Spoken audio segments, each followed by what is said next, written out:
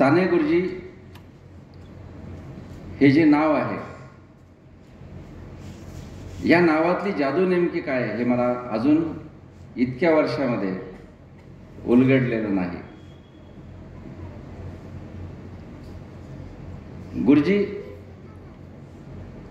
जन्म 1899 सालचा, आणि मगाशी मी पुतळ्याजवळ सहज जन्मतारीख पाहिली की श्रीराम भांगडिया यांचा जन्म सुद्धा 1900 सालचा, म्हणजे दोघे अगदी पुढे मागेच दोघांचे जन्म झालेले आहेत. साने गुरुजी यांना फक्त 50 वर्षाचं आयुष्य मिळालं, आणि 50 वर्षाच्या आयुष्यामध्ये साने गुरुजींनी जे काही केलं त्या गोष्टीचं आपल्या सगळ्यांना अतिशय सगळ्यांच्या मनात आदराची भावना आहे, सन्मानाची भावना आहे, आणि साने गुरुजींना अजूनही महाराष्ट्र विसरला नाही हे बघून खूप मन भरून येतं.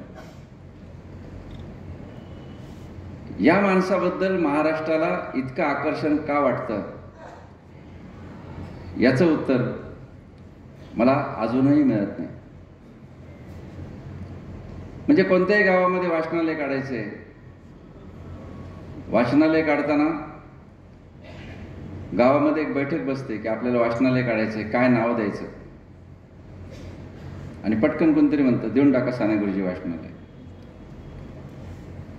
साने गुरुजींच्या नावाची महाराष्ट्रात किमान 100 वाचनालय. कुणाला तरी शाळा काढायची, शाळा काढताना काय नाव द्यायचं, तर कोणीतरी म्हणतं पटकन देऊन टाका साने गुरुजी विद्यालय. साने गुरुजींबद्दल या महाराष्ट्राला इतकी ओढ का, याचं उत्तर मला अनेकदा विचार करून सुद्धा त्याचं उत्तर सापडत नाही. कधी कधी मला असं वाटतं की जे आपल्यामध्ये नाही त्या गोष्टीचं आपल्याला सातत्यानं आकर्षण वाटत असतं. आपण सगळेजण कोरडे ठाक आहोत. समाज म्हणून आपण सगळेजण एका वृक्ष पद्धतीनं समाज म्हणून जगतो आहोत. समाजामधलं प्रेम करुणा आटतं आहे, आणि म्हणून घरातलं लहान मूल आपल्याला ज्या कारणासाठी आवडतं त्याच कारणासाठी महाराष्ट्राला साने गुरुजी आवडत असावेत असं मला वाटतं. ती निरागसता ही आपल्या जगण्याचा भाग करावं असं महाराष्ट्राला वाटत असतं, आणि म्हणूनच साने गुरुजींचं आकर्षण महाराष्ट्राचं संपता संपत नाही.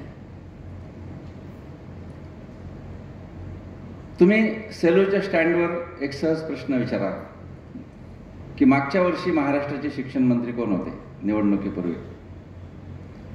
10 पैकी किमान 9 लोकांना सांगता येणार नाही की कोण शिक्षण मंत्री होते. पण तुम्ही एक प्रश्न विचारा की मी तुम्हाला कोडं सांगतो की गुरुजी शब्दाच्या अलीकडे एक शब्द लावायचा, 10 पैकी 11 लोक सांगतील की गुरुजी म्हणजे साने गुरुजी. संपूर्ण महाराष्ट्राला या माणसाचं इतकं आकर्षण का, संपूर्ण महाराष्ट्रातल्या शिक्षकांना या माणसाची इतकी ओढ का, हे मला अजूनही कळत नाही. साने गुरुजींचं प्रेम किती होतं मुलांवर, किंवा साने गुरुजींबद्दल काय भावना, याचं एक उदाहरण फक्त मी आपल्याला देतो.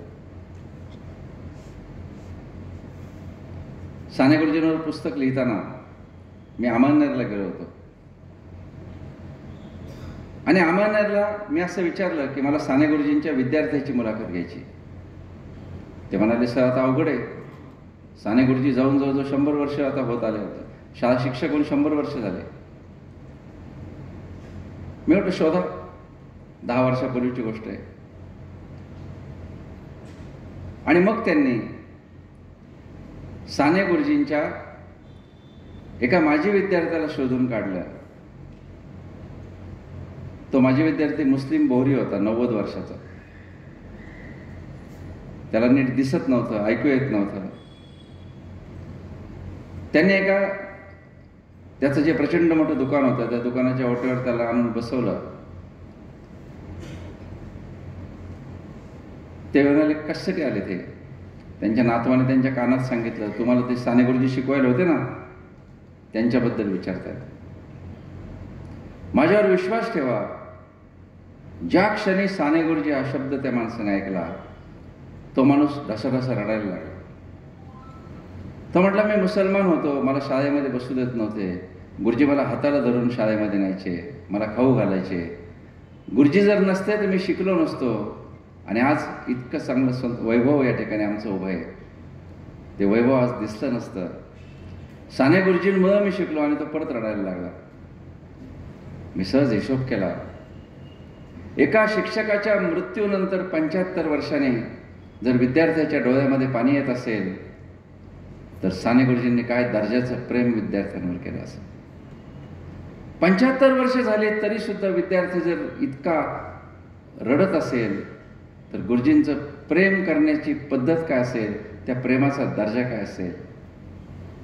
माझ्या मृत्यूनंतर 7व्या दिवशी तरी माझे विद्यार्थी रडतील का, की आनंद व्यक्त करतील, अशा कालखंडातून आपण जातो.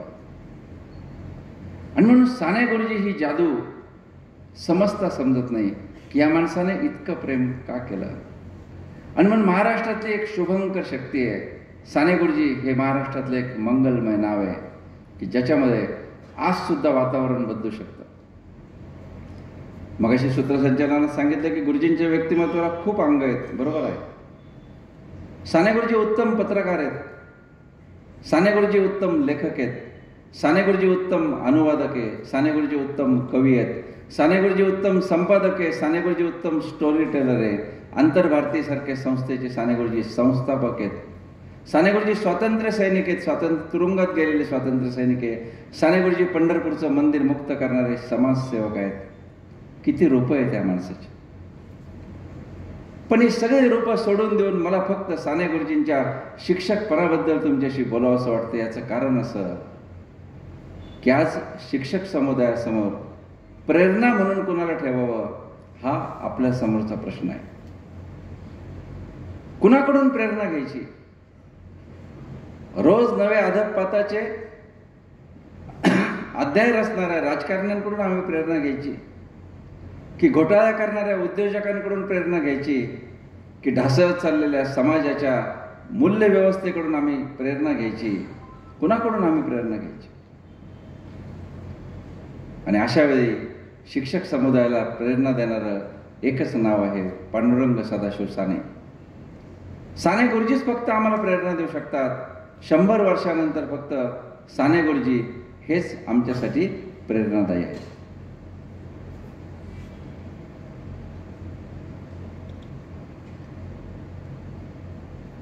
साने गुरुजींच्या जीवनाचे फक्त मी काही प्रसंग, एक आकडेवारी फक्त तुम्हाला सांगतो की त्याच्यावर या माणसाचं कर्तृत्व तुमच्या लक्षात येईल.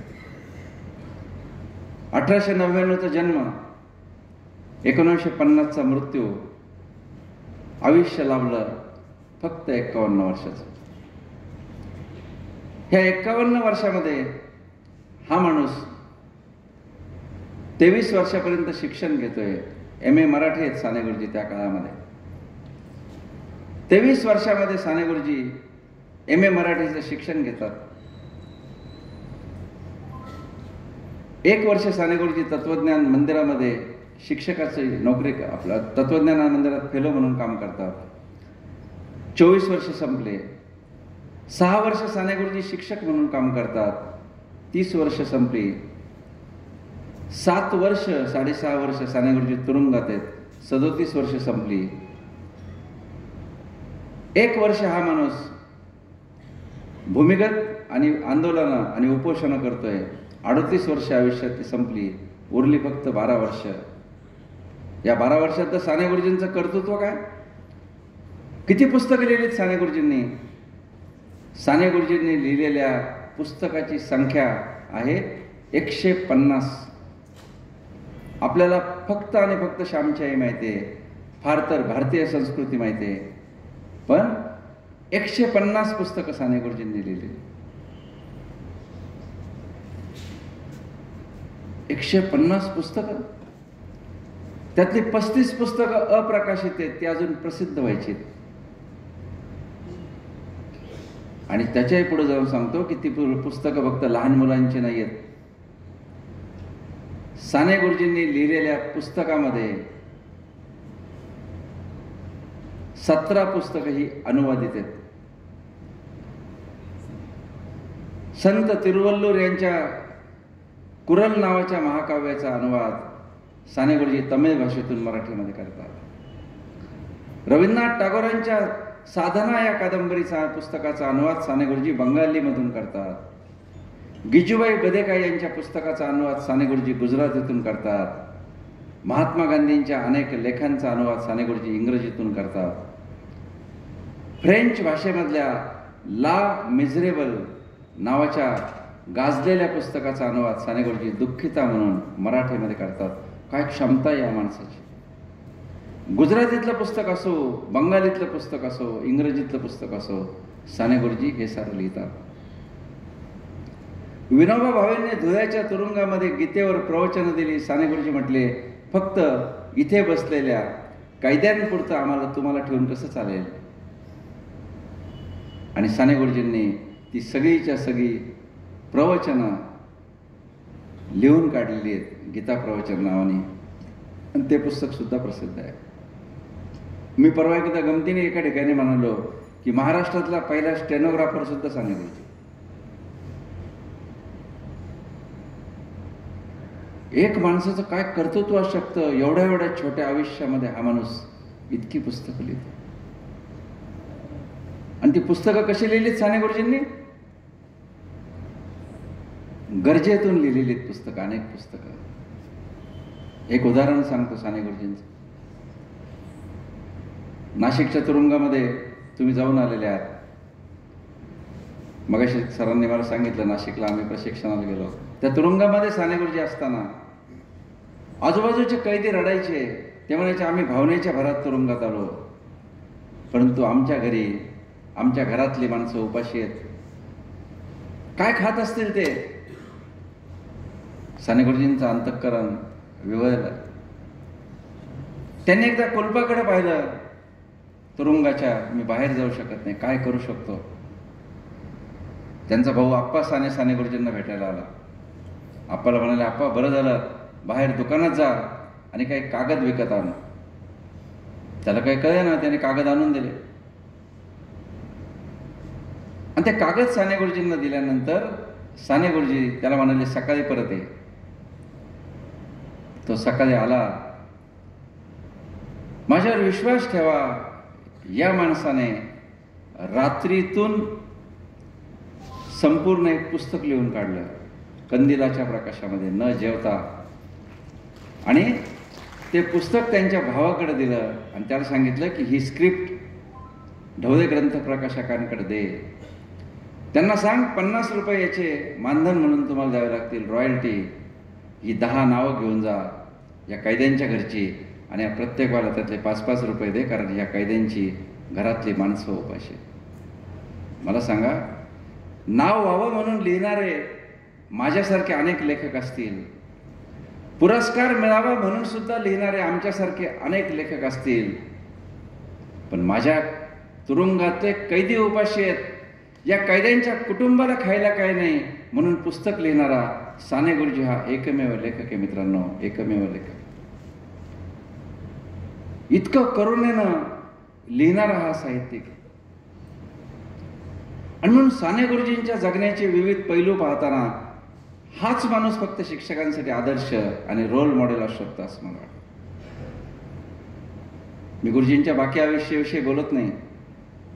गुरुजींचं जे शिक्षक म्हणून जगणं याच्याविषयी मला बोलायला आवडेल, कारण तुम्ही बहुतेक सगळेजण शिक्षक आहात. साने गुरुजी अंमळनेरला तत्वज्ञान मंदिरामध्ये फेलो म्हणून काम करत होते. फेलो याचा अर्थ तत्वज्ञान मंदिरामध्ये नोकरी करणं. गुरुजी त्या शाळेमध्ये शिक्षक म्हणून व्हाल का असं गुरुजींना मुख्याध्यापकांनी विचारलं. त्या शाळेचं प्रताप विद्यालय नाव आणि गोखले गुरुजी मुख्याध्यापक होते. साने गुरुजींचा स्टाफ मोठा दर्जेदार होता.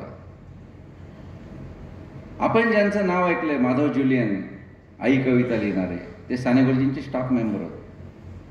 चंद्रोदय भट्टाचार्य नावाचे एक शिक्षक, नाटककार, ते साने गुरुजींचे स्टाफ मेंबर होते. गुरुजी त्या शाळेमध्ये रुजू झाले. गुरुजींचं डी एड झालेलं नाही, बी एड झालेलं नाही. एक जण गुरुजींना म्हटला, गुरुजी तुमचं डी एड नाही, बी एड नाही, तुम्हाला शिकवायच्या पद्धती माहीत नाही, तुम्हाला शिकवता येईल का? गुरुजींनी काय उत्तर द्यावं? गुरुजी म्हणे, अरे कोकिळा कुठे गाण्याचा क्लास लावते का? कोकिळा कुठे गाण्याचा क्लास लावते का? आणि मग गुरुजींचं ते उत्तर ऐकल्यानंतर सगळ्यांना मोठी गंमत वाटली आणि गुरुजी शिकवायला लागले. आमच्या डी एड आणि बी एड कॉलेजनं आम्हाला साने गुरुजी शिकवलेच नाही. आमच्यापर्यंत ते पोहोचलंच नाही की साने गुरुजी कुठला विषय शिकवायचे, साने गुरुजींची शिकवण्याची पद्धत कोणती होती, साने गुरुजी कसे राहायचे. आज जो आपल्याला गुरुजींचा फोटो दिसतो तेव्हा असे गुरुजी नव्हते. गुरुजींना मिशा होत्या.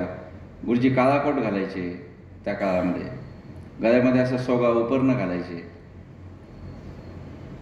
गुरुजी 5वी 6वी 8वी आणि 10वी अशा 4 वर्गांना शिकवायचे. गुरुजींचे शिकवण्याचे विषय होते मराठी, इंग्रजी, संस्कृत आणि इतिहास. बघा किती वैविध्य आहे. 4 विषय साने गुरुजी शिकवायचे.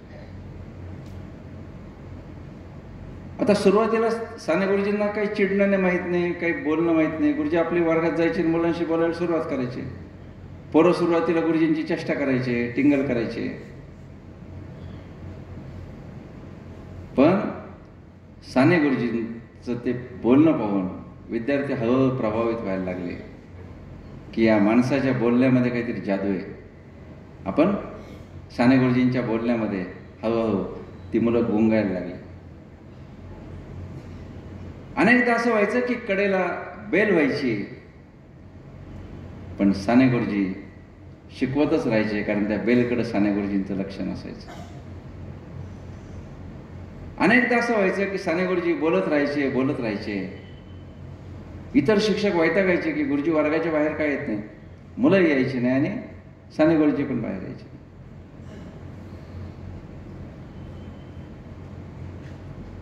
गुरुजींच्या शिकवण्यामध्ये इतकी तळमळ होती सर की एकदा साने गुरुजी शिकवताना आईचा उल्लेख आला. या माणसाला लहानपणापासून आईची तीव्र आठवण यायला लागली आणि साने गुरुजी वर्गामध्येच रडायला लागले. एकदा साने गुरुजी शिकवत असताना एक शब्द आला. तो शब्द होता दारिद्र्य.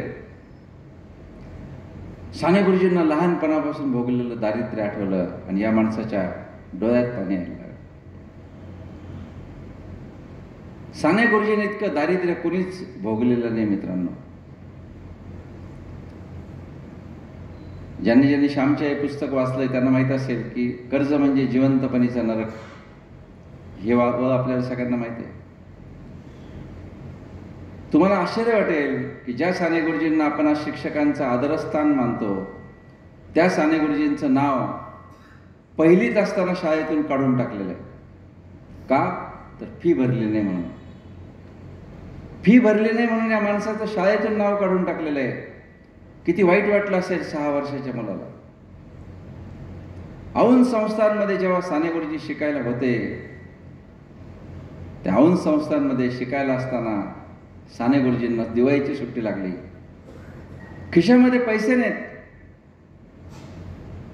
हा मुलगा दिवाळीच्या सुट्टीला घरी जाऊ शकला नाही. सगळी मुलं वसतिगृहातून गेली. एकटे साने गुरुजी राहिले. खायचं काय? आजूबाजूच्या गिरण्यांमध्ये जाऊन साने गुरुजींनी खाली सांडलेलं पीठ गोळा केलेलं आहे आणि त्या पिठाच्या भाकरी करून साने गुरुजींनी खाल्लेलं आहे.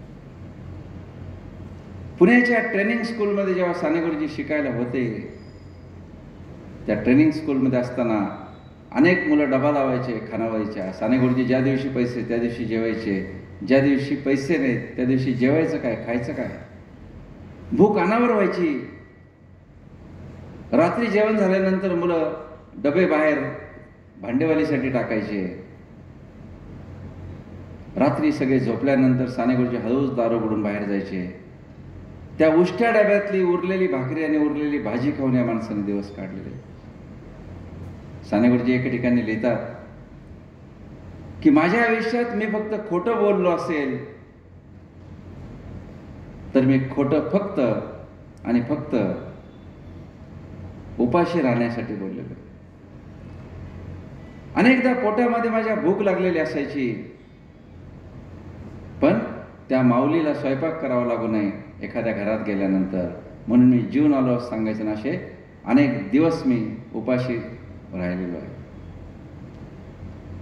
मला सांगा काय भोगलेलं आहे या माणसानं.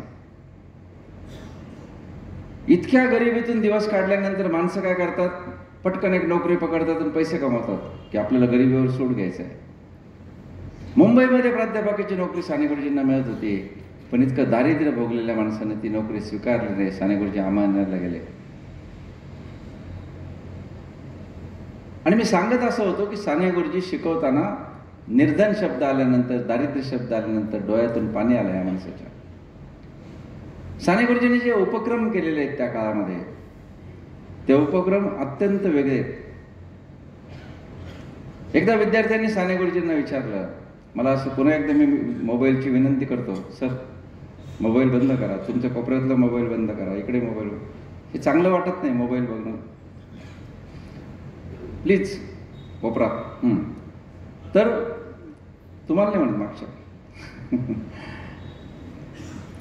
तर साने गुरुजी जेव्हा शिकवत होते, साने गुरुजी शिकवताना एकदा कळीचं फूल कसं होतं असं विद्यार्थ्यांनी साने गुरुजींना विचारलं. आता मी जर असतो तर मी काय केलं असतं, वैज्ञानिक प्रक्रिया सांगितली असती की असं असं कळीचं फूल होतं. साने गुरुजींनी काय करावं, विद्यार्थ्यांना म्हटलं या रात्री आपण बघू कळीचं फूल कसं होतं. आणि विद्यार्थ्यांना साने गुरुजींनी रात्री मुक्कामाला शाळेमध्ये बोलवलं. रात्री विद्यार्थ्यांनी साने गुरुजी त्या गुलाबाच्या झाडाच्या कडेला बसून राहिले आणि पहाटे जेव्हा ते फूल उगवलं तेव्हा साने गुरुजींनी कापडाचे रंगीत रंगीत तुकडे त्या झाडाला कडेला लावले आणि म्हणाले आपण फुलाचा जन्मोत्सव साजरा केला. मला सांगा, ज्ञानरचनावादामध्ये आज आपल्याला सांगितलं जातं की अनेक प्रकारचे आपण उपक्रम केले पाहिजे. साने गुरुजींचे उपक्रम या पद्धतीचे होते. एकदा पाऊस पडायला लागला. साने गुरुजी विद्यार्थ्यांना म्हटले, अरे काय वर्गात बसते, चला मी पण बाहेर येतो, तुम्ही पण बाहेर जाऊ. आणि पावसामध्ये मुलांना भिजवलं. एक उत्कटता त्या माणसाच्या स्वभावामध्ये होती. स्वतःला विसरून टाकण्याची जी वृत्ती आहे ती साने गुरुजींच्या अंतःकरणामध्ये होती. मित्रांनो, गुरुजींनी त्यांच्या पगारामधला निम्म्यापेक्षा जास्त हिस्सा हा विद्यार्थ्यांसाठी खर्च केलेला. कारण लहानपणी गुरुजींनी फीसाठी शाळेतून बाहेर काढलं. साने गुरुजी त्या शाळेमध्ये असताना त्यांना माहीत असायचं कोणत्या मुलाची फी थकलेली आहे. साने गुरुजी त्या विद्यार्थ्याला वर्गाच्या बाहेर महिना अखेरला बोलवायचे. पैसे कागदामध्ये गुंडाळायचे आणि कागदामध्ये गुंडाळल्यानंतर ते पैसे त्या विद्यार्थ्याला द्यायचे आणि म्हणायचे ही तुझी फी. त्या विद्यार्थ्याला लाज वाटू नये म्हणून हा माणूस कागदामध्ये पैसे गुंडाळून देतो. आज मला सांगा, आपण गरीब मुलांना मदत करताना फोटो काढतो, फेसबुकवर टाकतो, शाळेच्या ग्रुपवर टाकतो, त्या मुलांना किती लाजल्यासारखं होत असेल. म्हणजे गुरुजींकडून अशा छोट्या छोट्या गोष्टी शिकण्यासारख्या आहेत की आपण कशा पद्धतीनं सामाजिक काम केलं पाहिजे किंवा दुसऱ्याला मदत केली पाहिजे. गुरुजींचं आणखी एक वैशिष्ट्य की गुरुजी त्या शाळेमध्ये असताना तत्वनिष्ठ म्हणून साने गुरुजी जगलेले आहेत. आपल्यासमोर साने गुरुजींची फक्त एकच बाजू आली की साने गुरुजी खूप प्रेमळ होते. पण साने गुरुजी जितके प्रेमळ होते तितके कर्तव्याच्या बाबतीत अत्यंत कठोर होते, हे पण आपण लक्षात घेतलं पाहिजे. साने गुरुजींच्या वर्गामध्ये एक मामलेदाराचा मुलगा होता.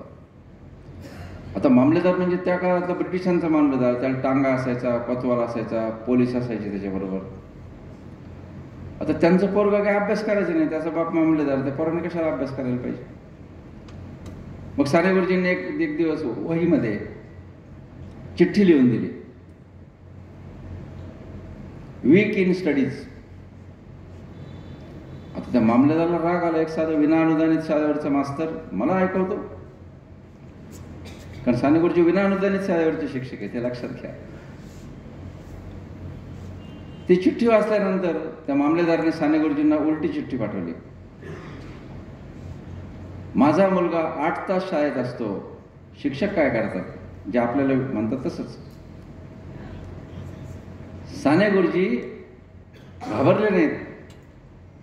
त्यांनी त्याच चिठ्ठीच्या खाली लिहिलं, होय तुमचा मुलगा 8 तास शाळेत असतो बरोबर, परंतु तुमचा मुलगा 16 तास घरी असतो. पालक काय करतात? म्हणजे पालकांना जाब विचारण्याची जरब साने गुरुजींमध्ये होती, हे आपण लक्षात घेतलं पाहिजे. त्यांच्या वर्गामध्ये एक जजचा मुलगा होता.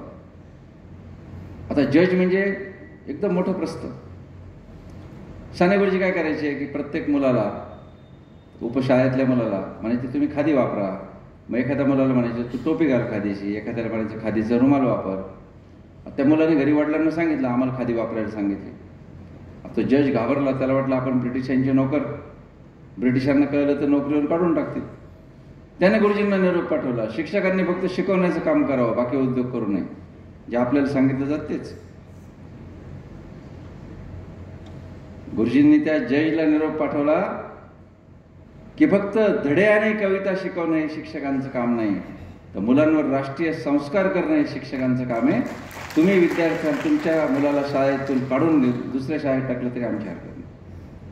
आणि म्हणून असामान्य धाडशी माणूस होता साने गुरुजी. श्यामची आई चित्रपटाने साने गुरुजींचं एकच रूप समोर आपल्या आलं महाराष्ट्राच्या पुढं, की साने गुरुजी अत्यंत कनवळ होते, भाबडे होते, प्रेमळ होतेच ते, पण तितकाच तो माणूस संघर्ष करणारा होता, हे पण आपण लक्षात ठेवलं पाहिजे. आपली चूक नसेल तर साने गुरुजींनी कधीच कुणाचं ऐकून घेतलं नाही, हे पण शिक्षकांनी साने गुरुजींकडून शिकलं पाहिजे. गुरुजींचा तास पाहायला एकदा एक अधिकारी आले आणि इतिहासाचा तास होता. आता साने गुरुजींनी फळ्यावर काही लिहिलं नाही, फलकलेखन वगैरे. साने गुरुजी इतिहास एकदम छानपैकी सांगायला लागले. आता काहीतरी चूक काढली पाहिजे, नाही तर अधिकारी कसला. त्या अधिकाऱ्याने लगेच खाली लिहिलं, गुरुजींनी फळ्यावर लेखन केले नाही, तारखा टाकल्या नाहीत. साने गुरुजींनी ते वाचलं, त्या अधिकाऱ्याला म्हटले, अहो इतिहास म्हणजे फक्त तारखा, महिने आणि वर्ष असतं का? इतिहास हा माणसांचा असतो, इतिहास हा संघर्षाचा असतो, त्या माणसांच्या कथा सांगणं म्हणजे इतिहास. आणि त्या अधिकाऱ्याला साने गुरुजींनी सुनावलं. आणि म्हणून साने गुरुजींचं दुसरं रूप संघर्षाचं, हे आपण कधी विसरता कामा नये. आता उठवू सारे रान, आता पेटवू सारे रान लिहिणारा माणूस हा काय लच्यापेचा असेल का? हा काय घाबरणारा असेल का? हा संघर्ष करणारा माणूस आहे. शेतकऱ्यांच्या राज्यासाठी लावू पणाला प्राण, अशा प्रकारचं धाडसी व्यक्तिमत्व आहे. आणि म्हणून खरा तो एकची धर्म लिहिणारे साने गुरुजी पण खरे आहेत. आईच्या मृत्यूनंतर ढसाढसा रडणारे साने गुरुजी पण खरे आहेत. आणि ब्रिटिशांच्या विरुद्ध अत्यंत आग ओकणारी भाषणं करून तुरुंगात जाणारे साने गुरुजी सुद्धा खरे आहेत. साने गुरुजींची ही प्रेम आणि संघर्ष, ही दोन्ही रूपं मित्रांनो आपण लक्षात ठेवली पाहिजे. त्या संस्थेचं एक वसतिगृह होतं. साने गुरुजींचं लग्न झालेलं नव्हतं. मुख्याध्यापक त्यांना म्हटले, गुरुजी तुम्ही आमच्या वसतिगृहात राहाल का? तुमचं काही लग्न झालेलं नाही, काही नाही, राहा आमच्या वसतिगृहात आणि मुलांकडे लक्ष द्या. साने गुरुजींनी काय म्हणावं? म्हणाले, मी वसतिगृहाची सगळी कामं करेल, फक्त एक अटीवर, आर्थिक हिशोबाची जबाबदारी माझ्याकडे देऊ नका. म्हणजे आर्थिक हिशोबाला घाबरण्याची शिक्षकांची परंपरा ही साने गुरुजींपासून आहे. लक्षात घ्या की शिक्षक काय म्हणतात, आम्ही कामं करतो, पण ते आम्हाला ते हिशोब शालेय पोषणच्या वह्या लिहायला लावणार. आणि साने गुरुजी या माणसानं त्या वसतिगृहामध्ये काम करायला सुरुवात केली. आता अधीक्षक जो असतो वसतिगृहाचा, त्याला जेलरचे अधिकार दिलेले असतात. जेलर जसा कैद्यांना मारतो तसे विद्यार्थ्यांना मारू शकतात. आता आधीचे अधीक्षक काय करायचे, एक छमटी घ्यायचे, पोरांच्या पायावर सपासपा मारायचे आणि पोरांना अशी झोपेतून उठवायचे. आता साने गुरुजी ते मारणं माहीत नाही, रागावणं माहीत नाही. हा माणूस सकाळी उठल्यानंतर त्या पहाटे वसतिगृहामध्ये जायचा, प्रत्येक मुलाच्या डोक्यावर हात फिरवायचा, हळूच प्रत्येक मुलाच्या अंगावरचा असं पांघरून काढायचा. तर विद्यार्थ्यांना पण इतक्या प्रेमाची सवय नसते. विद्यार्थ्यांना वाटले, कोण माणूस आलाय एवढं प्रेमाने आपल्याशी वागते. वसतिगृहातल्या विद्यार्थ्यांना आणखी काय सवय असते, विद्यार्थी उठले की अंथरुणाच्या गाड्या घालायच्या नाहीत, खोल्या झाडायच्या नाहीत, बाथरूममध्ये गेले का अंडरपॅन्ट बनियन टॉवेल तसंच ओला टाकायचे, तसेच शाळेमध्ये निघून जायचे. मी तिथं असतो तुम्ही काय केलं असतं, पोरांची मिटिंग बोलवली असते, राहायचे का वसतिगृहात, हे सगळे कामं करावे लागतील, नाही तर राहायचं नाही. साने गुरुजींना ही भानगडच माहीत नव्हती, ते स्वतः करून दाखवायचे. गुरुजी शांतपणे त्या वसतिगृहामध्ये मुलं शाळेत गेले का प्रत्येक मुलाच्या खोलीमध्ये जायचे, अंगावरचं पांघरून आपलं अंगावरचं पांघरून काढल्यासारखं त्या अंथरुणाच्या घड्या घालायचे, खोली झाडून काढायचे, भाकरीचे तुकडे पडले असतील ते उचलून टाकायचे, बाथरूममध्ये जायचे, प्रत्येक मुलाचे अंडरपॅन्ट पिळून टाकायचे, बनियन पिळून टाकायचे, टॉवेल धुवून टाकायचे. आता मुलांना वाटलं कुणीतरी मोलकरीण लावली असेल, ते आपले करत असेल आपले कामं. एक दिवस एक मुलगा आजारी होता. त्यानं झोपल्या झोपल्या साने गुरुजींना खोलीत येताना पाहिलं. त्याने पटकन अंगावर पांघरून घेतलं, गुरुजी शाळेत पाठवू नये म्हणून आपल्याला. आणि तसं हळूच आतून पाहायला लागला गुरुजी काय काय करते. गुरुजी रुटीनमध्ये आले, पोरांच्या अंडरपॅन्ट वाळत टाकल्या, बनियन वाळत टाकले, टॉवेल वाळत टाकले, अंथरून पांघरुणाच्या घड्या घातल्या, खोली झाडून काढली आणि गेले निघून.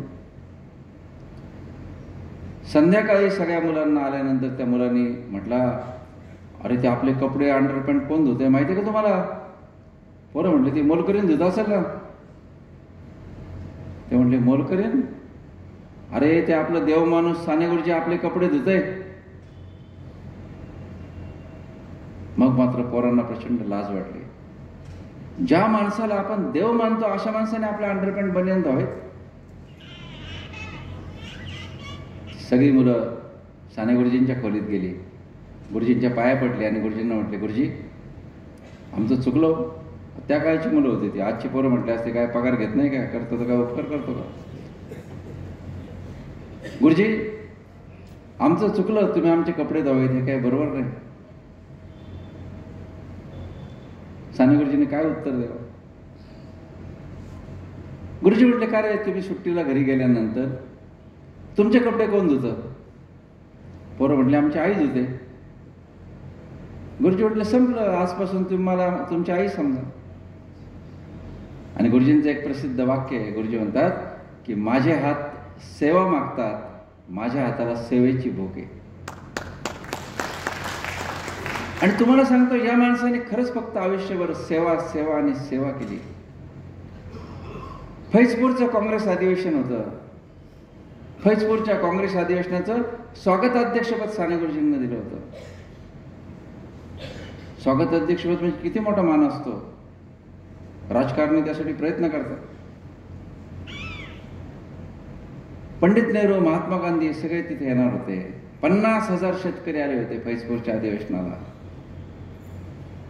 साने गुरुजी म्हटले, ते आमचे काम नाही. चालू द्या भाषणं तुमची. मला त्या संपूर्ण मांडवाच्या बाहेर 50,000 लोकांसाठी बाथरूम नाहीत, शौचालय नाहीत, ते आपण तात्पुरते बांधलेत. किती मैला, किती घाण तिथं असेल, ते साफ करायची जबाबदारी मी घेतो. मला तुम्ही फक्त 10 स्वयंसेवक द्या. त्या 10 स्वयंसेवकांना घेऊन मी संपूर्ण संडास साफ करायचं काम करतो. आणि इकडे भाषणं चालू राहिली आणि हा माणूस सगळी शौचालय साफ करत करतो. आणि म्हणून गाडगे महाराज असतील किंवा साने गुरुजी असतील, या माणसांनी स्वतःला इतक्या खालच्या पातळीपर्यंत स्वतःला नेऊन माणसांपुढे असा एक आदर्श घालून दिला आहे की देवत्व हे इतरांच्या सेवेतून निर्माण होतं. ज्याला आपण गलिच्छ समजतो ती कामंसुद्धा या माणसाने श्रद्धेने केली. या ठिकाणी महिला मोठ्या संख्येने उपस्थित आहेत. म्हणून मी साने गुरुजींचं एक वैशिष्ट्य तुम्हाला सांगतो की महिलांवर साने गुरुजींनी इतकं प्रेम कुणीच केलं नसेल.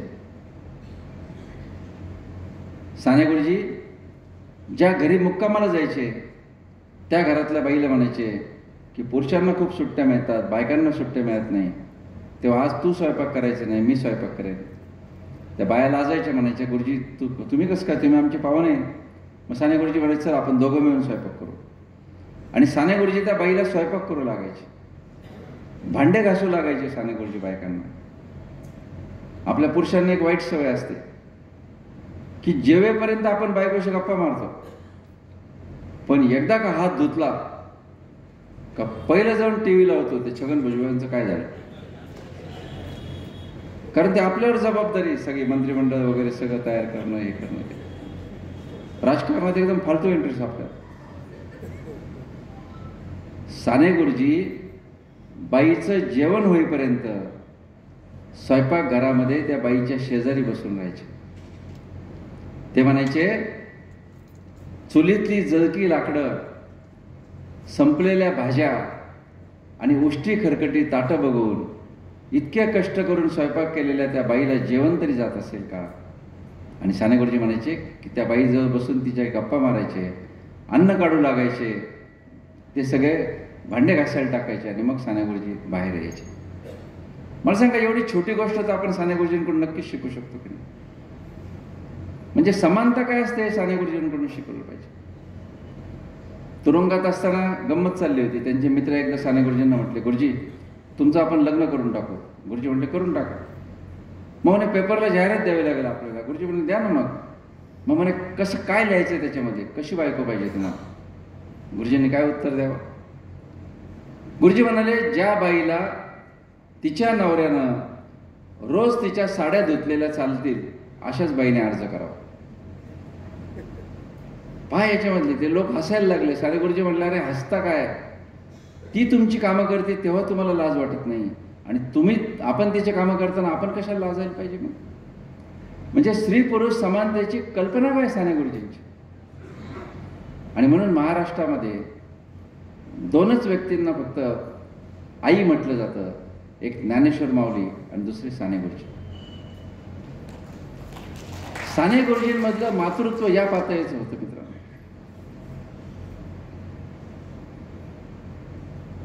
साने गुरुजींनी मुलांना कधीच मारलेलं नाही.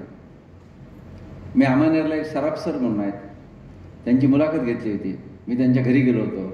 म्हटलं सराफ सर आपण दोघंच आहेत, खरं खरं सांगा बरं, साने गुरुजी खरंच मारत नव्हते पोरांना? खरंच चिडत नव्हते का? त्यांच्या डोळ्यात पाणी आलं. ते म्हणाले, खरं सांगू सर, आम्ही त्या माणसाला कधीच चिडलेलं बघितलं नाही. आम्ही त्या माणसाला कधीच रागावलेलं, कधीच मारताना बघितलं नाही. आता माझे प्रश्न सुरू झाले, आपल्या शाळा कशा आहेत? मारामाऱ्या होतात पोरांच्या.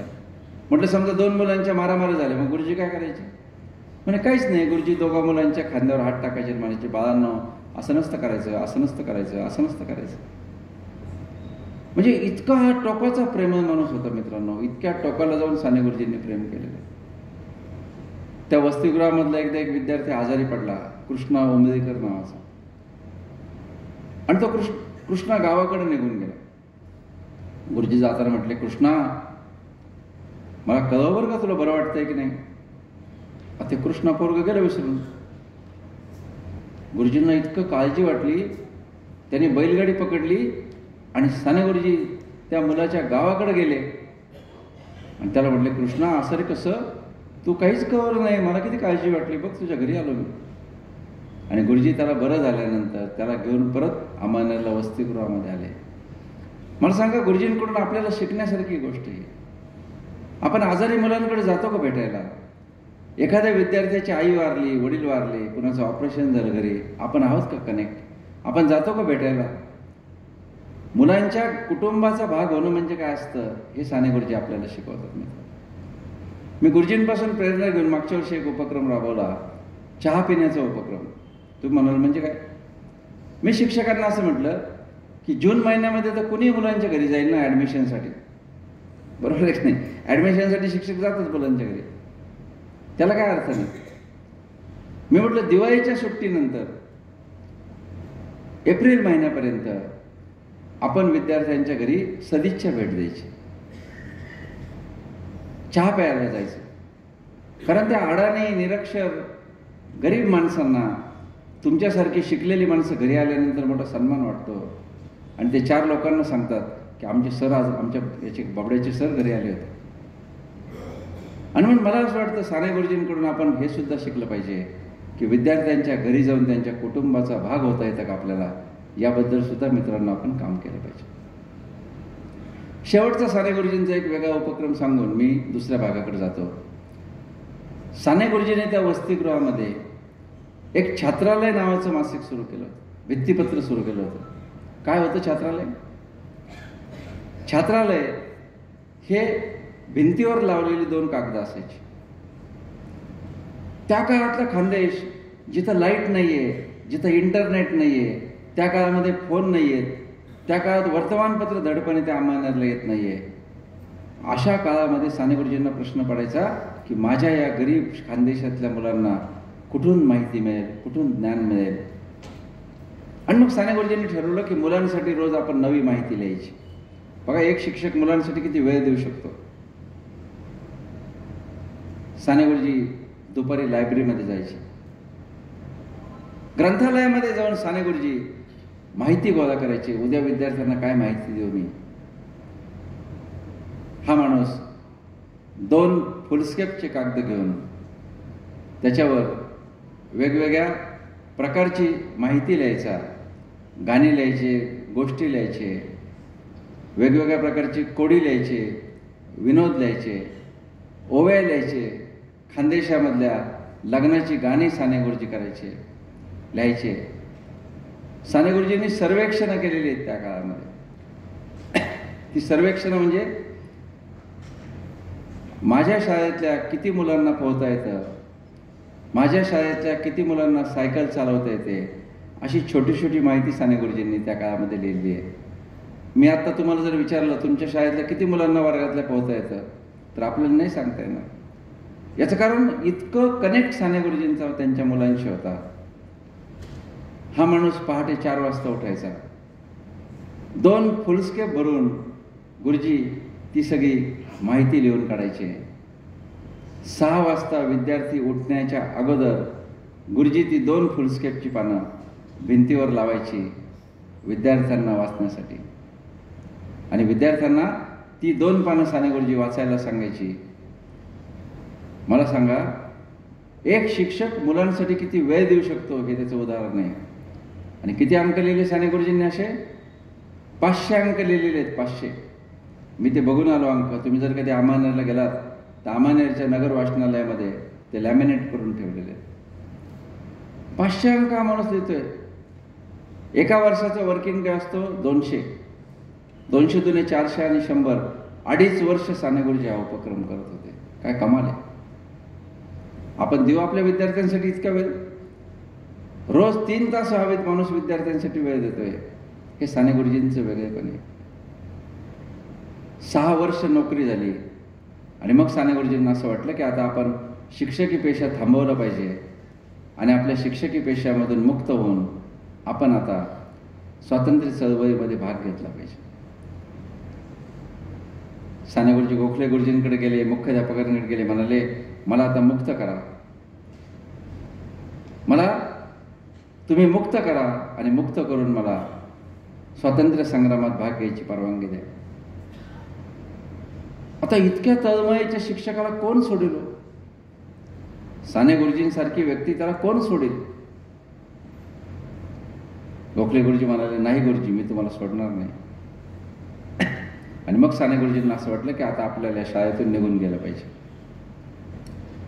1930 साल उजाडलं. एप्रिल महिना उजाडला. भारताच्या स्वातंत्र्य संग्रामामध्ये 1930 हे साल खूप महत्वाचं आहे. 12 मार्च 1930ला महात्मा गांधींनी दांडी यात्रा काढली. मार्च महिन्यात झालेल्या लाहोर काँग्रेसने संपूर्ण स्वातंत्र्याचा ठराव पास केला. 19 एप्रिलला संपूर्ण भारतात जालियनवाला बागेला श्रद्धांजलीचा दिवस सगळीकडे साजरा झाला. आणि मग साने गुरुजींना असं वाटलं की हीच वेळ आहे की आपण आता भारतीय स्वातंत्र्य संग्रामामध्ये सामील झालं पाहिजे.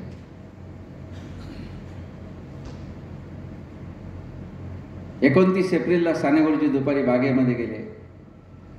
बागेत गेल्यानंतर साने गुरुजींनी प्रत्येक झाडाला पाणी घातलं. किती प्रेम होतं या माणसाचं निसर्गावर बघा. आणि साने गुरुजी हॉस्टेलमध्ये आले. दुसऱ्या दिवशीचा छात्रालय जो अंक आहे तो साने गुरुजींनी लाल शाईनं लिहून काढला, विद्यार्थ्यांना मेसेज जावा म्हणून. पहाटे 4 वाजता साने गुरुजी उठले. विद्यार्थी उठण्याच्या अगोदर प्रत्येक विद्यार्थ्याच्या डोक्यावर हात फिरवला, कारण उठल्यानंतर विद्यार्थी आपल्याला जाऊ देणार नाहीत.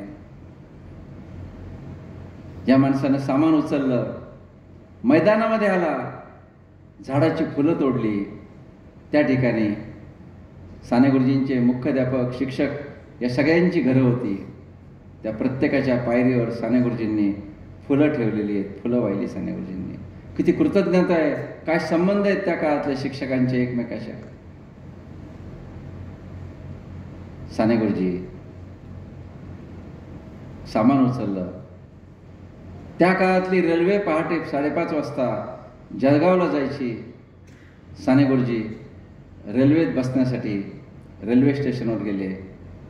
इंजिनाच्या मागच्या डब्यामध्ये कुणी आपल्याला ओळखू नये म्हणून साने गुरुजींनी झोपून घेतलं आणि डोक्यावर पांघरून घेतलं. गोखले गुरुजी उठले. उठल्यानंतर गोखले गुरुजींनी पायरीवर पाहिलं तर पायरीवर फुलं ठेवलेली. त्यांच्या लक्षात आलं काहीतरी विपरीत घडलंय. पण काहीतरी विपरीत घडलंय. ते वसतिगृहामध्ये आले. वसतिगृहामध्ये प्रार्थना सुरू आहे. उदबत्ती जळती, विद्यार्थी प्रार्थना म्हणतायत, पण समोर साने गुरुजी नाही आहेत. त्या मुख्याध्यापकाचं किती प्रेम आहे. त्याने पटकन छात्रालय अंकाकडे पाहिलं. बघतात तर लाल शाईनं लिहिलेला अंक. ते गुरुजींच्या खोलीकडे धावत गेले. गुरुजींची खोली 7 सगळं सामान निघून गेलेलं. त्या मुख्याध्यापकाचं किती प्रेम बघा. घाईघाई अंधारामध्ये तो माणूस रेल्वे स्टेशनवर पळत गेलेला आहे आणि प्रत्येक डब्यामध्ये हाक मारतोय, अहो साने, अहो साने. पण साने गुरुजी कुठंच दिसत नाहीये. इंजिनाच्या मागच्या डब्यामध्ये झोपलेली एक व्यक्ती साने गुरुजीचे लक्षात आल्यानंतर त्याने खसकन पांघरून ओढून काढला आणि म्हणाले, चला गुरुजी शाळेत परत, मी तुम्हाला जाऊ देणार नाही.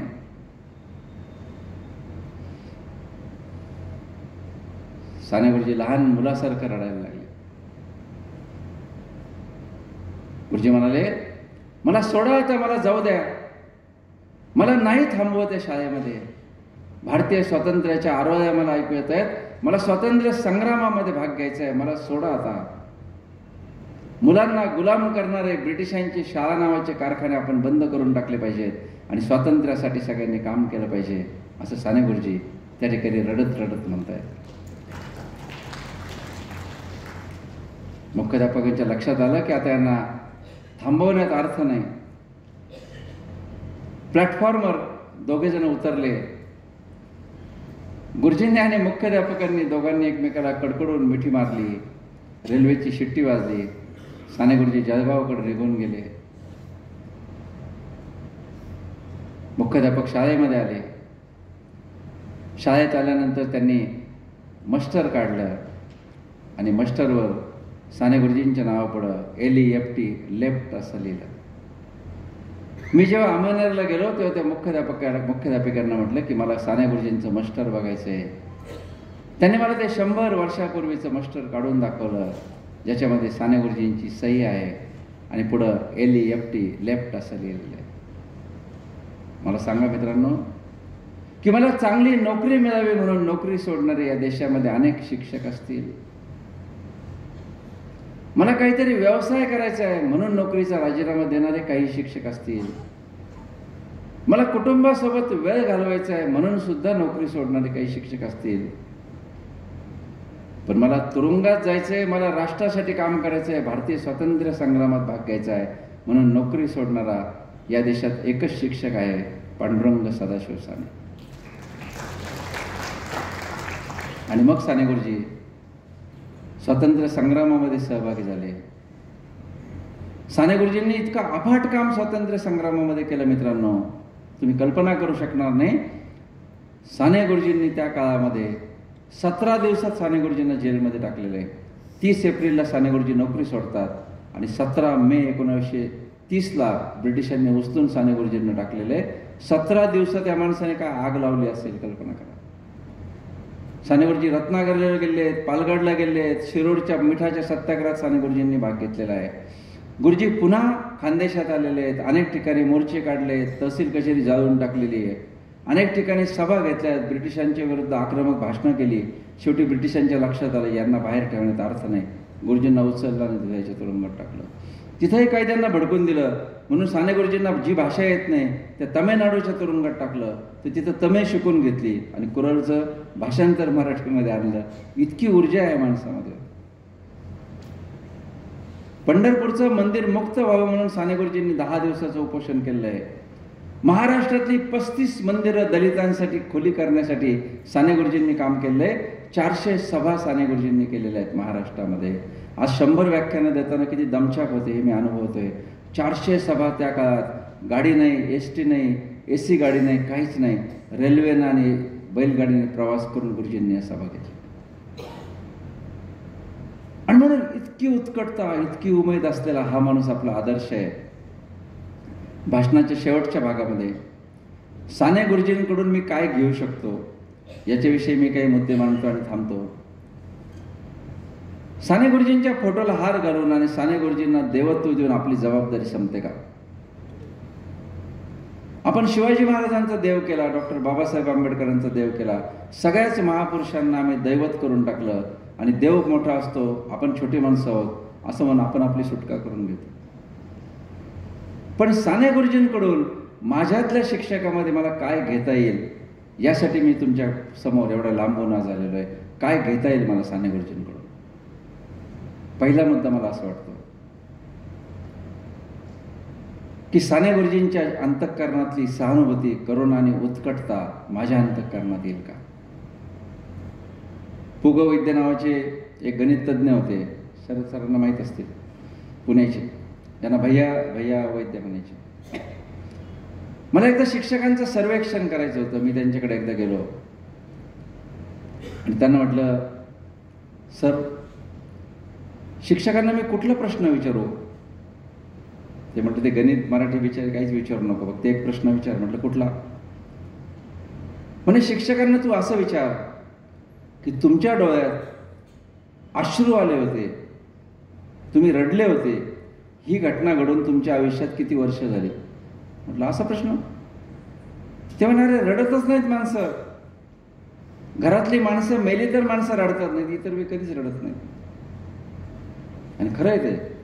म्हणजे हास्य क्लब असतात, हसता येतं आपल्याला पटकन, पण अश्रू क्लब भारतात एक पण नाही की चला रडूया, नाही रडता येत मला.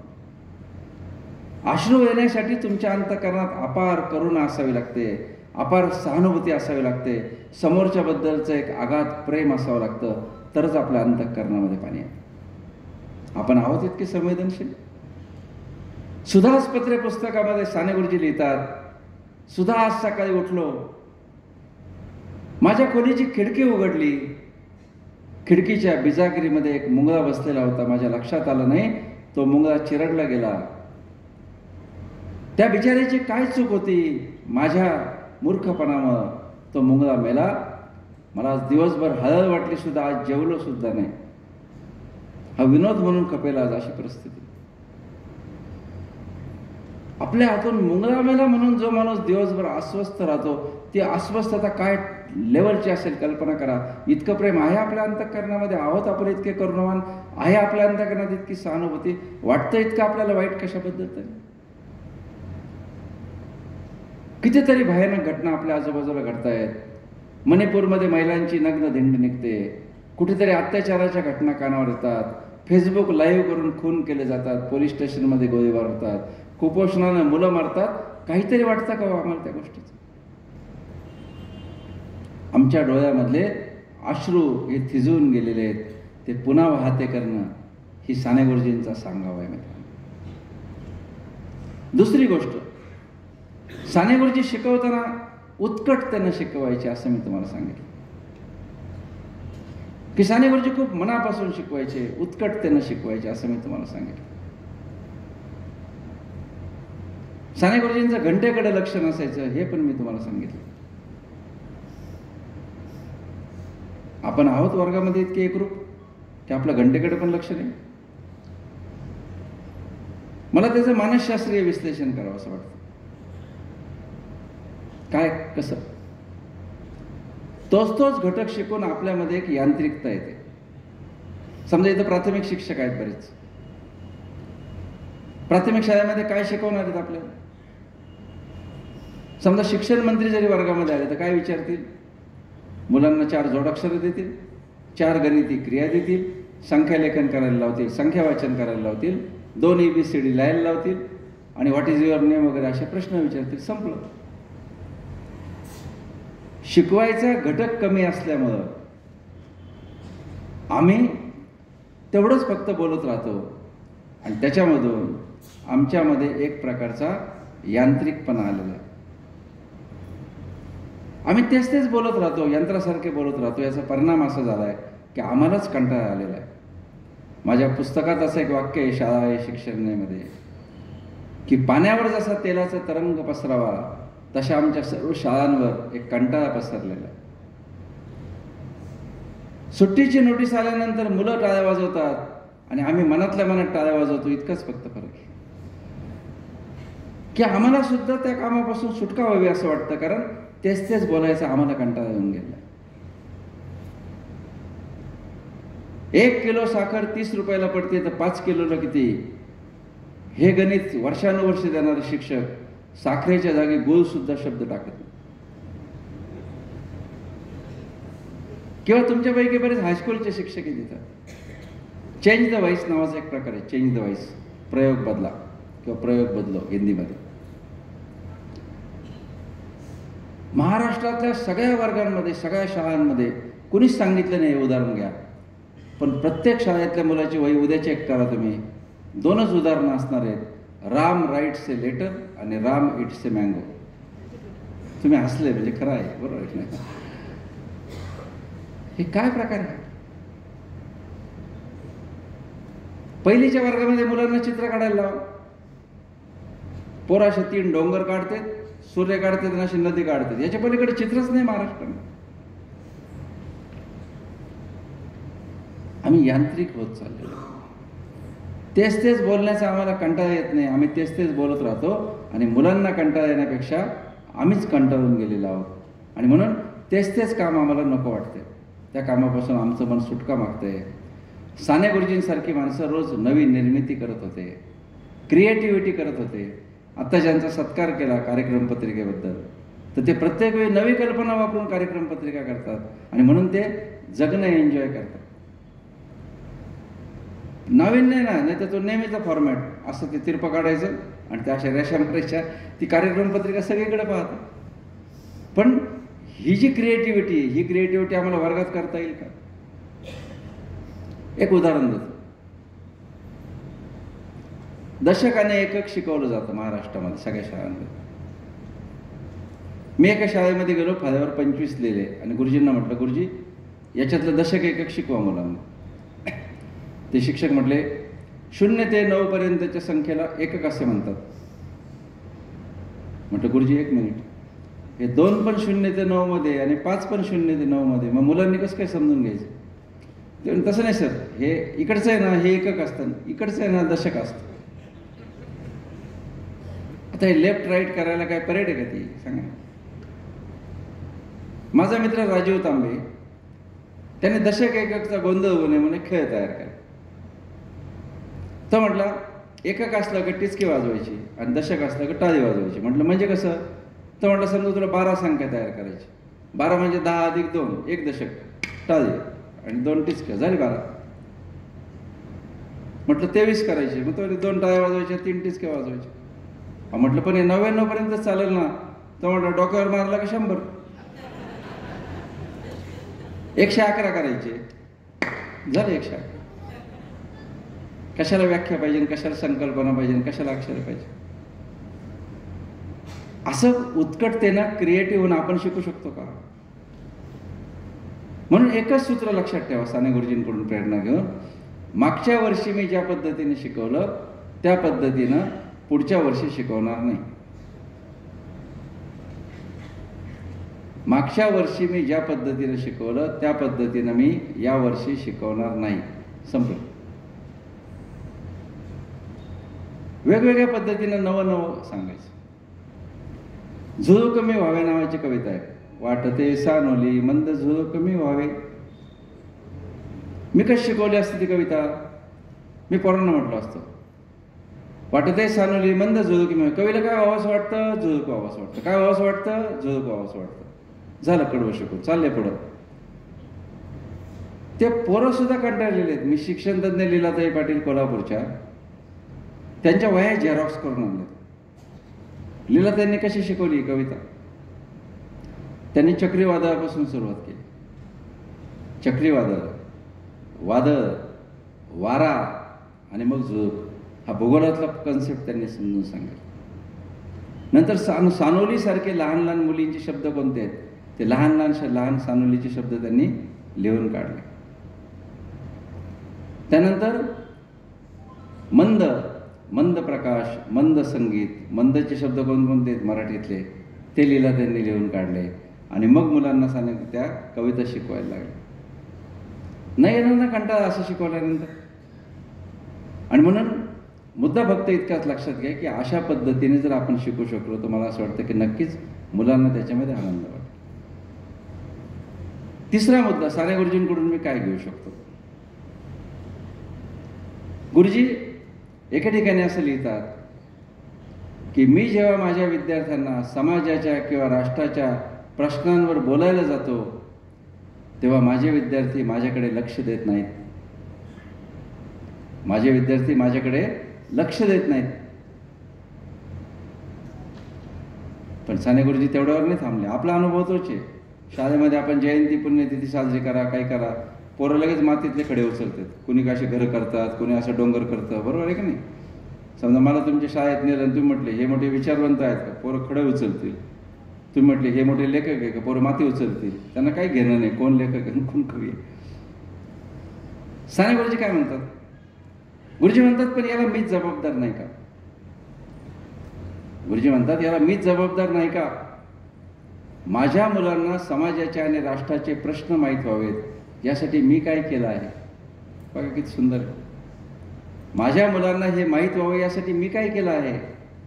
आणि मग साने गुरुजी पुढे लिहितात की इथून पुढं आजपासून माझ्या प्रत्येक तासातल्या 5 मिनिटं मी विद्यार्थ्यांना समाजाबद्दल माहिती सांगणार आहे.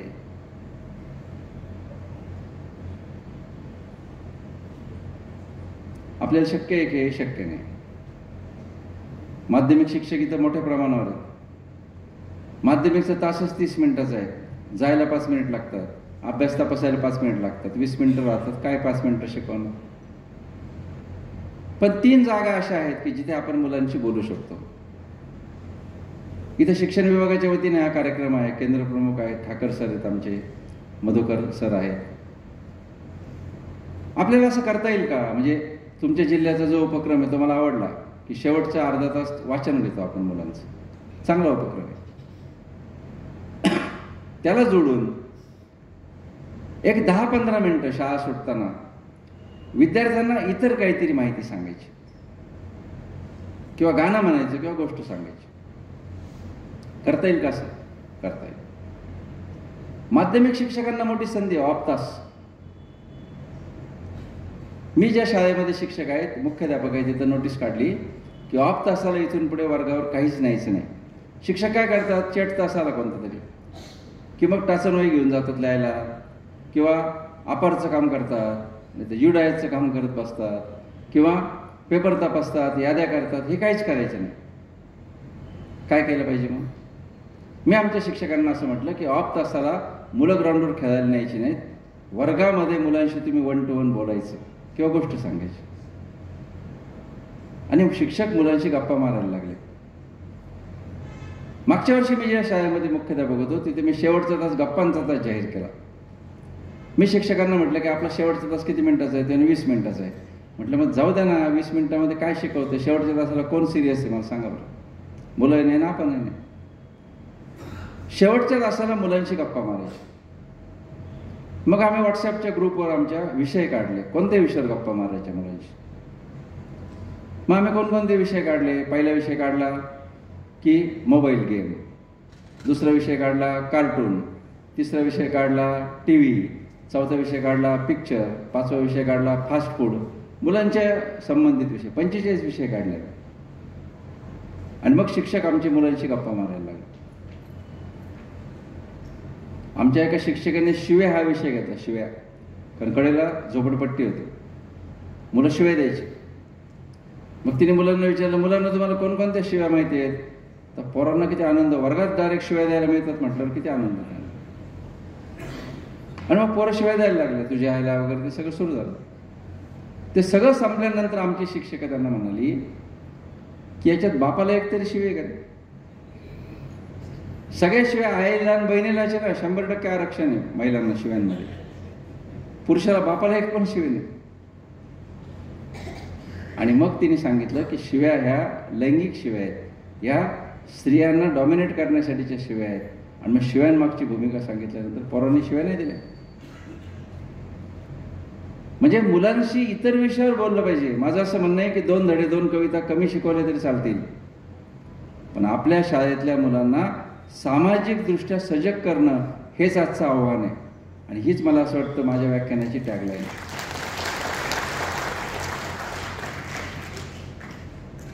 आज समाजामध्ये इतकी कॉम्प्लेक्सिटी निर्माण झाली की या समाजामध्ये तुमच्या माझ्या घरातल्या मुलांना आपण समाजाबद्दल सजग बनवलं पाहिजे. ज्या जिल्ह्यामध्ये तुम्ही राहता, हा परभणी जिल्हा हा गरिबांचा जिल्हा आहे, हा शेतमजुरांचा जिल्हा आहे, हा शेतकऱ्यांचा जिल्हा आहे, आत्महत्या करणाऱ्या शेतकऱ्यांचा जिल्हा आहे, वीटभट्टी मजुरांचा जिल्हा आहे, ऊसतोडी कामगारांचा जिल्हा आहे, कष्ट करणाऱ्या कामगारांचा जिल्हा आहे. हे सांगायला पाहिजे ना आम्ही मुलांना. परभणी जिल्ह्यामध्ये महाराष्ट्रातले सगळ्यात जास्त बालविवाह होतात, हे माहिती आहे तुम्हाला? बालविवाहाचं प्रमाण सर्वात जास्त परभणी जिल्ह्यामध्ये. हे मुलांशी बोलावं लागेल ना तुम्हाला. मी एक आकडेवारी तुम्हाला सांगतो, भारतामध्ये सर्वात जास्त बालविवाह होणारे 70 जिल्हे आहेत. ऐका, भारतात सर्वात जास्त बालविवाह होणारे 70 जिल्हे आहेत. त्या 70 जिल्ह्यातले 17 जिल्हे महाराष्ट्रातले आहेत. त्या 17 जिल्ह्यातले 8 जिल्हे हे मराठवाड्यातले आहेत. आणि त्या 8 मधल्या टॉप परभणी आहे. बघा, परभणी कशात तरी पहिली आहे तुमची.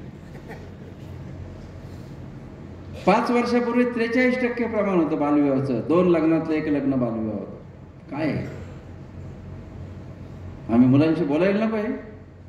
तुमची कन्याशाळा आहे, कन्याशाळेतल्या मुलींशी हे बोललं पाहिजे. आपण सातत्यानं मुलींशी हे बोललं पाहिजे. मुलांशी सुद्धा बोललं पाहिजे की तुम्ही कमी वयातल्या मुलीशी लग्न करू नका, इतक्या 18च्या आतमध्ये. तुमच्या बहिणीचं लग्न जमलं तुम्ही विरोध करा, अशा पद्धतीनं ते केलं पाहिजे. ती लग्न थांबवली पाहिजेत. तुम्ही म्हणाल कसं काय थांबवली? ते मारणार नाहीत का आपल्याला पालक? वेगळ्या पद्धतीने आपण हे केलं पाहिजे. मी जेव्हा नोकरीला लागलो, मला वाटतं 2003 साल होतं, माझ्या वर्गातल्या 6वीतल्या एका मुलीचं लग्न ठरलं. एवढी पोरगी हो. आणि त्या बाकीच्या पोरीनं म्हटली ही काय नाही शाळेत, म्हणजे तिचं लग्न आहे सर परवा दिवशी, आपलं 4 दिवसांनी. आता तेव्हा काय मी असा नव्हतो एवढा धाडशी, मी आपला साधा गरीब शिक्षक असायचो. म्हटलं आता काय करावं बा, मला तर गप्प बसवा ना. मी पोस्टामध्ये गेलो, 3 पोस्ट कार्ड आणले. एक पोलिसांना लिहिलं, एक तहसीलदाराला लिहिलं आणि एक सरपंचाला पत्र लिहिलं त्या काळात 2003ला. आणि लिहिलं या मुलीचा या वाडीमध्ये बालविवाह होणार आहे, आपण लक्ष घालावं. आणि ती आली 4-5 दिवसांनी पोरगी शाळेमध्ये, तिची आई घेऊन आली. म्हटलं का हो मावशी, हिचं तर काही लग्न होतं ना? तेव्हा नाही कोणत्या तरी मुडद्याने तक्रार केली आणि ते लग्न आमचं सगळं बंद पडलं म्हणे. मग आता काय जाऊ दे, शिकू दे शाळेमध्ये. आता तिला कुठं सांगतो मुडदा तुझ्या समोर उभा आहे बरोबर. सांगण्याचा मुद्दा असा की आपण ही लग्न थांबवली पाहिजेत. बालमजूर दिसतात तर बालमजुराबद्दल आपण प्रबोधन केलं पाहिजे. ही आपली कामं आहेत मित्रांनो. साने गुरुजी हे लोकशिक्षक होते. साने गुरुजी मगाशी जसं शरद सरांनी सांगितलं की साने गुरुजी फक्त शिक्षक म्हणून 4 भिंतीमध्ये राहिले नाही, त्यांनी संपूर्ण समाजाला कवेत घेतला. आणि म्हणून माझं असं म्हणणं आहे की काम करणं बाजूला राहिलं, पण मुलांशी किमान बोला, मुलांना या गोष्टी समजून सांगा. आता काही शिक्षक मला काय म्हणतात, सर 4थीच्या पोरांना काय सांगणार आहे आपण एवढं समाजाचे प्रश्न काय सांगणार एवढ्या पोरांना? सांगता येतं. कसं? एक उदाहरण देतो तुम्हाला. दत्ता सावळे नावाचे मोठे विचारवंत महाराष्ट्रामध्ये होते. या दत्ता सावळेंनी मोबाईल निघतोय परत. दत्ता सावळे हे जे विचारवंत होते, या दत्ता सावळेंनी दामखिंड नावाच्या गावामध्ये आदिवासींची शाळा चालवली. दामखिंड, छोटे आदिवासी पोरं 1ली-2रीतले. कसं शोषण समजून सांगितलं सांगा बरं. आदिवासींचं शोषण कसं होतं हे 4थीच्या पोरांना तो माणूस समजून सांगतो. कसं बघा, आता आमच्या युवराजचं पुस्तक आहे, आपण सगळ्यांनी ते वाचलेलं आहे. मुलांशी मारलेल्या गप्पा आहेत, मुलं किती मोकळेपणाने बोलतात हे पण आपण सगळ्यांनी बघितलेलं आहे त्या पुस्तकामध्ये. मुलांना त्या प्रकारचं स्वातंत्र्य जर दिलं तर मुलं बोली भाषेमध्ये तुमच्याशी संवाद साधू शकतात. शिक्षक मुलांना म्हणतात, काल जत्रेला गेलो होतं का रे? पोरं म्हणतात गेलो होतो. काय केलं जत्रेत, काय खाल्लं? पोरं म्हणे गुडीशेव खाल्ली. गुडीशेवची किंमत कोणी ठरवली? पोरं म्हणे येडं आहे का मास्तर, त्याला माहित नाही का कोण विकलं? दुकानदारांनी. अजून काय केलं? रस पिलो. रसाची किंमत कोणी ठरवली? अरे मास्तरला कळत नाही का? दुकानदारांनी. अजून काय केलं? म्हणे राड गाडग्यात बसलो, झोक्यात बसलो. म्हणजे झोक्याचं भाडं कोणी ठरवलं? अरे काय करू? अरे ते झोक्यावाल्याने ठरवलं. ती पोरं चिडल्यानंतर मास्तरांनी गॅप घेतला आणि पुढचा प्रश्न विचारला, शेतात काय पिकलं? पोरं म्हणे भात पिकला. भात कोणाला वापला? सावकाराला. परत तोच प्रश्न, भाताची किंमत कोणी ठरवली? पोरं एकदम दचकले, म्हणे सावकाराने ठरवली. अजून काय झालं? झाडाचा डिंक काढला. डिंक कोणाला दिला? दुकानदाराला. डिंकाची किंमत कोणी ठरवली? पोरं चकित, दुकानदारांनी. तुमचा बाप मजुरीला जातो का? म्हणे जातो. मजुरी कोण ठरवतो? शेतकरी का तुमचा बाप? पोरं म्हणे शेतकरी ठरवतो. आणि क्षणात पोरांच्या लक्षात आलं की आदिवासी विकायला गेला तरी किंमत समोरचाच ठरवतो आणि आदिवासी विकत घ्यायला गेला तरी किंमत समोरचाच ठरवतो. दत्ता सावेंचं कॉमेंट मोठी सुंदर आहे. सावे लिहितात की आदिवासींचं शोषण म्हणजे लाकूडाने करवतीसारखं, करवत लाकडाला पुढं जातानाही कापते आणि मागं येतानाही कापते. इतक्या लहान मुलांना कार्ल मार्क्सचा शोषणाचा सिद्धांत हा माणूस समजून सांगतोय, एक शिक्षक समजून सांगतो. आणि म्हणून मी मगाशी म्हटलं 2 धडे कमी शिकवले तरी चालतील, पण मुलांना या आजूबाजूच्या समाजाचं भान आपण आणून दिलं पाहिजे. आणि आपली दुसरी जबाबदारी महत्वाची हे मित्रांनो की आज श्रीमंतांच्या शाळा आणि गरिबांच्या शाळा वेगवेगळ्या झालेल्या आहेत. श्रीमंतांची मुलं आज इंग्लिश मीडियममध्ये शिकतायत, खाजगी शाळांमध्ये शिकतायत आणि गरिबाची पोरं आमच्या जिल्हा परिषदच्या शाळांमध्ये शिकतायत, आश्रमशाळेत शिकतायत, नगरपालिकेच्या शाळांमध्ये शिकतात. या 2 जगांचं एकमेकाशी काही नातंच उरलेलं नाही मित्रांनो.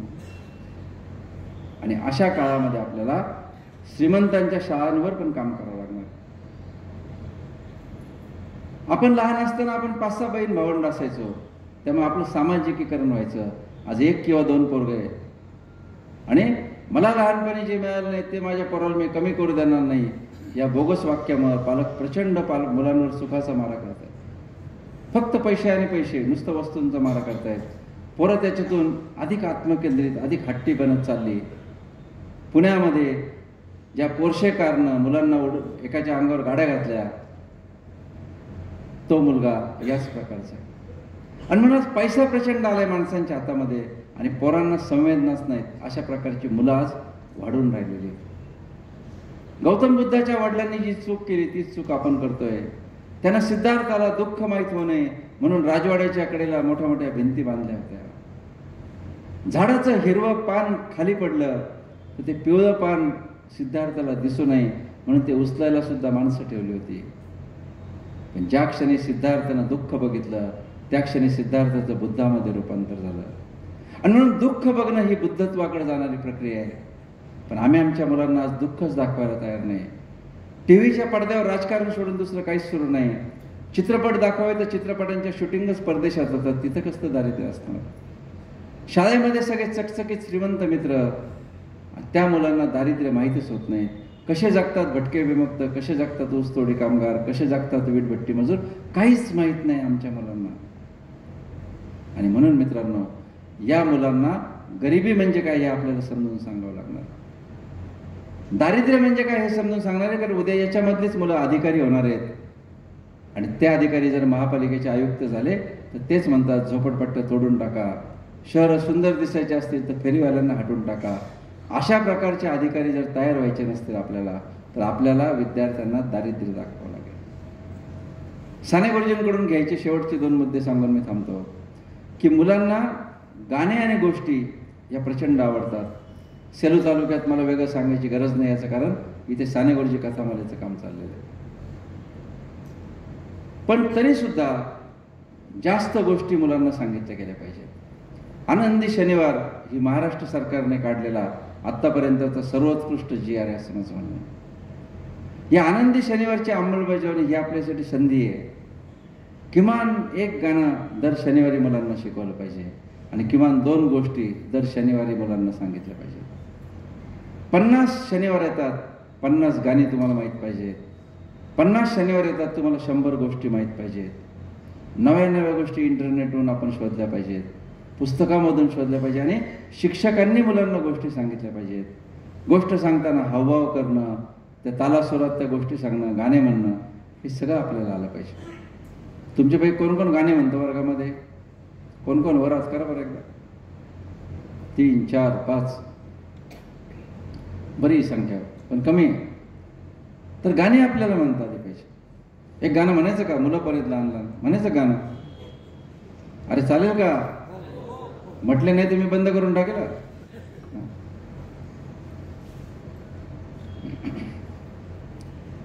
चला बागेमध्ये पक्षी बघायला. म्हणा, आवाज नाही, लाजू नका ना, सगळ्यांनी म्हणा. चला बागेमध्ये पक्षी बघायला. महिला,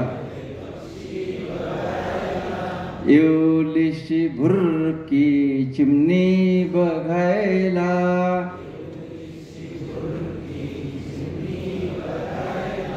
चला बागेमध्ये पक्षी बघायला.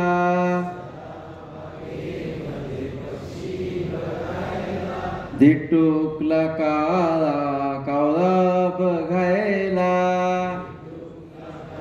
मोठ्याने म्हणा. चला बागेमध्ये पक्षी बघायला.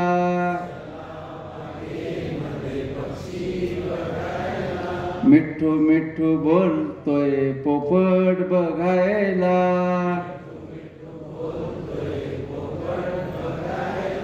चला बागेमध्ये पक्षी बघायला. सगळेजण म्हणा. क्वॅक क्वॅक क्वॅक क्वॅक बदक बघायला. चला बागेमध्ये पक्षी बघायला.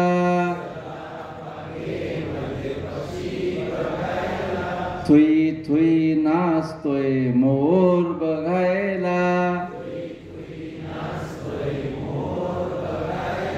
चला बागेमध्ये पक्षी बघायला. चला बागेमध्ये पक्षी बघायला.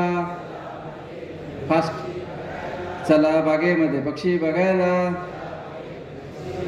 चला बागेमध्ये पक्षी बघायला. चला बागेमध्ये पक्षी बघायला. चला बागेमध्ये पक्षी बघायला. चला बागेमध्ये पक्षी बघायला. चला बागेमध्ये पक्षी बघायला.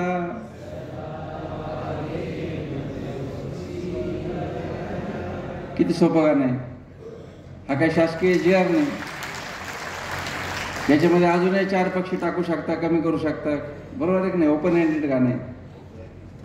आणि म्हणून अशी गाणंही वर्गामध्ये म्हणून दाखवणं, अशा गोष्टी मुलांना सांगणं हे खूप महत्त्वाचं आहे मित्रांनो.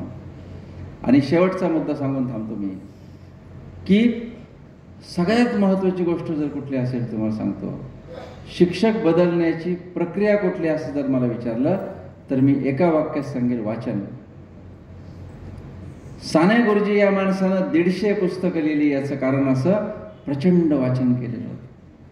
कल्पना करा, त्या काळामध्ये मोबाईल नाहीये, इंटरनेट नाहीये, ईमेल नाहीये, कॉम्प्युटर नाहीये, लॅपटॉप नाहीये, काहीच नाहीये. त्या अमानेरसारख्या खेड्यामध्ये पेपर सुद्धा येत नाहीये, लाईट नाहीये तिथं. कधी वाचलं असेल या माणसाने एवढं? 150 पुस्तकं लिहायची जोक आहे. एक एक पुस्तक 100-100 पानाचं आहे. डोक्यात काहीतरी पाहिजे ना, कसं आलं असेल डोक्यामध्ये? अर्थशास्त्रावरचं पुस्तक आहे साने गुरुजींचं, अर्थशास्त्रावरचं. जगातली माहिती जमवली आहे माणसानं, प्रचंड वाचन केलेलं आहे साने गुरुजींनी.